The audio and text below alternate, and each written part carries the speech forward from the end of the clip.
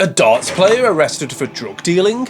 You hardly ever hear this in the darts world, but this is the first time in history that it occurred. In this video, we take you through which darts player have been arrested. Let's start with Stephen Maish. Who is he really, and what has he achieved in his darts career? And the most important question yet, why was he arrested? Born on November 22nd, 1963, in Southend, Essex, Stephen Maish, or as many know him, Mr. Magic, became a recognisable name in the world of professional darts. His journey unfolded in the Professional Darts Corporation events, where he showcased his skills with the moniker that hinted at the enchanting performances he often delivered. Maish burst onto the televised scene in 2003 at the UK Open, a debut marked by a victory over Vic Hubbard. However, the euphoria was short-lived as he faced the formidable former world champion Steve Beaton and succumbed 5-0. Undeterred, he stepped onto the stage of the PDC World Darts Championship in 2004, carving a path by defeating Tony Payne and the seasoned Cliff Lazarenko before bowing out to Wayne Mardle in the third round. The highs and lows were becoming a theme for Maish. In 2004, he tasted victory in the UK Open Scottish Regional, setting the stage for his 2004 UK Open campaign. Fate, however, had a tough draw in store: Phil Taylor. The result was an 8-3 defeat, yet another testament to the fierce competition in the darting arena. The year 2005 saw Maish reach the final of the Irish Masters, an achievement overshadowed by a loss to James Wade. The UK Open in the same year didn't fare well for him either, facing defeat at the hands of Andy Hayfield. His journey through 2006 was marked by highs, like avenging a loss to Colin Lloyd in the World Match Play, only to bow out to Chris Mason in the next round. A poor run leading up to the 2007 PDC World Darts Championship and an early exit from the US Open painted a challenging picture. In 2007, a particularly challenging year for Maish, he faced South African Wynand Havenga in the first round. Despite displaying a superior performance, with an average almost 10 points higher than his opponent, Maish found himself on the losing end. The match would go down in history for having the lowest average for a World Championship match winner relative to their opponent. Maish, understandably frustrated, reacted angrily, and more concerningly, in a dangerous manner. His actions led to a fine of £300 by the darting authorities, accompanied by a suspended ban of 4 months, looming over him for a year. In 2008, Steve Maish experienced a notable upset by defeating former world champion Dennis Priestley 3-1 in the first round of the PDC World Darts Championship. Despite holding a commanding 3-0 lead, his journey took a turn when he lost 4-3 to Tony Eccles in the last 32. The following year brought more challenges as he faced another 3-0 defeat by Dennis Priestley. Undeterred by setbacks, Maish pressed on, gracing the PDC World Darts Championship stage once again in 2008. His significant victory over Dennis Priestley in the first round was overshadowed by a formidable opponent in the second round, Tony Eccles, who ultimately halted Maish's run in the tournament.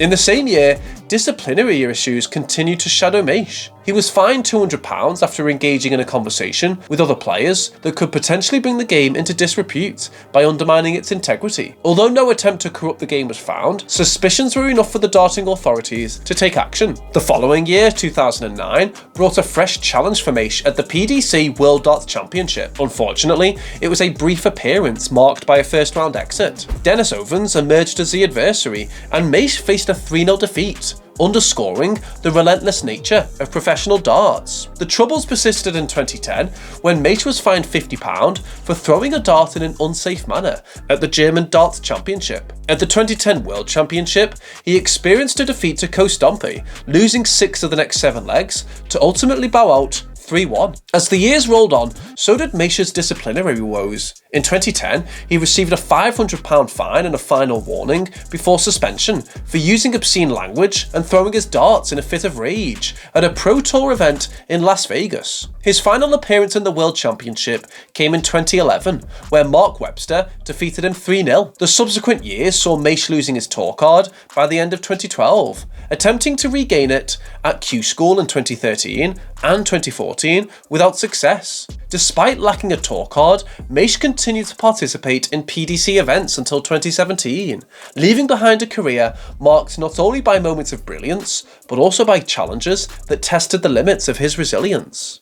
Now, let's shift gears to the unexpected development, the arrest of Steve Maish. On December 5th, 2017, Maish found himself facing a different kind of match, one that played out not on the dartboard, but in a courtroom. He was sentenced to 2 years behind bars for his involvement in a conspiracy to cheat the public revenue. This wasn't a solo act. Maish was part of a larger scheme that unfolded like a gripping crime novel. 6 individuals, including a former HMRC employee and 2 unqualified accountants, were collectively sentenced to over 24 years after orchestrating a plan that saw £2.4 million vanish in VAT payments. The intricate web of deception took 3 years to unravel. At the heart of this scheme was Susan Green, a former tax office employee who wielded her insider knowledge like a weapon. Working in the electronics payments team in Southend, Green identified unallocated VAT payments and diverted them elsewhere. The details provided by accountants Michael Perry and Daniel Wiedner were the key to this misallocation, leading to the funds away from their intended destination to specified businesses. Arthur Lee,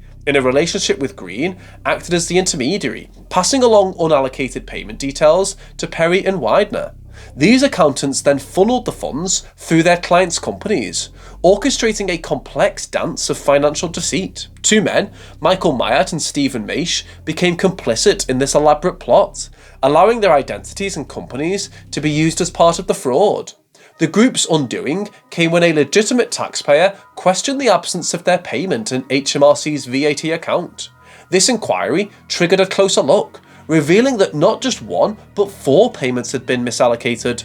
All fingers pointed to Suzanne Green. Her Honour Judge Joanna Corner, presiding over the case, remarked on the colossal breach of trust demonstrated by Green. She emphasised the well-planned, sophisticated nature of the fraud, highlighting the difficulty in detecting such schemes. For someone in a position of trust, Green's motivation, according to Judge Corner, wasn't need, but rather greed. The layers of this financial deception continued to unravel during the court proceedings, exposing a lavish lifestyle funded by the ill-gotten gains. Green, the orchestrator of this elaborate scheme, had used the fraudulent proceeds to finance a lifestyle that seemed a world away from the tax office. This included purchasing a Toyota RAV4 and indulging in expensive holidays, including a memorable trip to the neon-lit streets of Las Vegas. As the gavel fell in Southwark Crown Court, the fate of the 6 defendants was sealed. Suzanne Green, the linchpin of the operation, received a hefty sentence of 5 years and 6 months.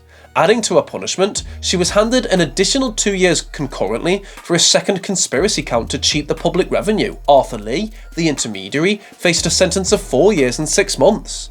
His involvement in a further charge of conspiracy to cheat the public revenue earned him an additional 2 years and 6 months, running concurrently, coupled with a 5-year directorial disqualification. The accountants, Michael Perry and Daniel Widener, architects of the financial labyrinth, received sentences of 5 years and 3 months. Meanwhile, Michael Myatt and Stephen Maish, the 2 men who allowed their identities and companies to be entwined in this web of deceit, faced a direct consequence.